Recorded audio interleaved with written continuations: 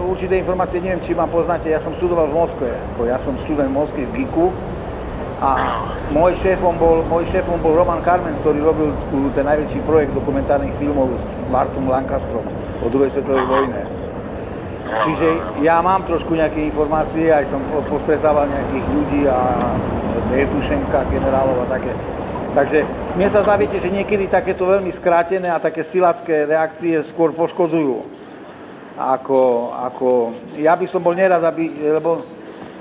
A já nevím, o jakých mluvíte, já žádný nevedu, jako si říkají lidi, já nemůžu ovlivnit, já žádný zkrácený silacký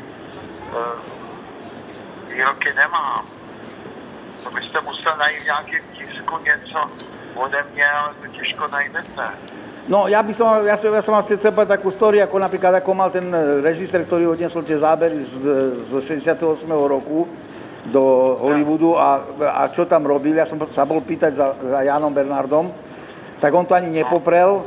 Povedal, že tá historka existuje, keď sa vtedy tí veľkí mogulovia spýtali, že kedy odišli Rusi. Hej? Lebo oni si nepamätali, oni si pamätali odboj francúzsky, ale oni boli v tom, v Hollywoode 68, tí všetci, čo riadia celú Ameriku v podstate, v tom, že Rusi sú v Moskve, že oni nikdy neodišli. No a potom sa opýtal, tak najprv dajme odpoveď, kedy Rusi odišli, aby mohli prísť okupovať znovu. No a on mi na to povedal, že však Rusov, kedy sme vyhnali Rusov my? On že Kocáb ich vykopol. No tak to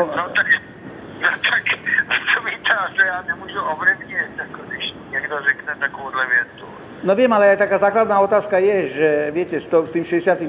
rokom to je dosť také, to je v podstate, dá sa to traktovať ako aj porušenie zmluvy, lebo ja som napríklad nevedel predtým, že to jedine u nás neboli ruské vojska. A prečo oni odišli? Však bola dohoda, oni v podstate môžete zobrať 68. rok ako aj porušenie zmluvy. Že oni kamarátov nechali a nedodržali zmluvu Čechoslováci. No, a ja som, ale dobře, to je 68, to by bolo 14 rokov. Áno. Takže o tom já jsem nevěděl nic, ale potom, když jsem byl poslancem federálního shromáždění, tak jsem z mé iniciativy, to je to, co někdo může říkat, že je chlubení, byla zrušena smlouva o dočasném pobytu sovětských vojsk na našem území, ale to, že to bylo z iniciativy Kocába, je přímo v tom parlamentním záznamu. To není jako co, že bych řekl, já to bylo z mé iniciativy. Tam je napsáno přímo, když se otevřete stránky federálního shromáždění, tak na základě iniciativního návrhu Michala Kocába se navrhuje zrušit tu smlouvu o dočasném pobytu sovětských vojsk na našem území. Jo. No tak to samozřejmě jsem udělal, tohleto.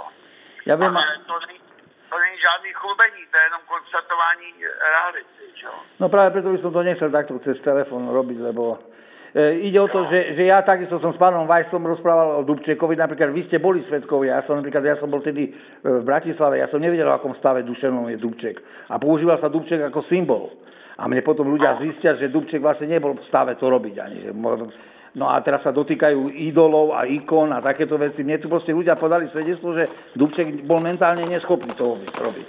Záznamy a vidíte Dubčeka, ktorý vlastne nevie vetu povedať. To sme všetci vedeli, že nevie povedať vetu, ale on v tých časoch už nevedel ani takú vetu povedať. Ale to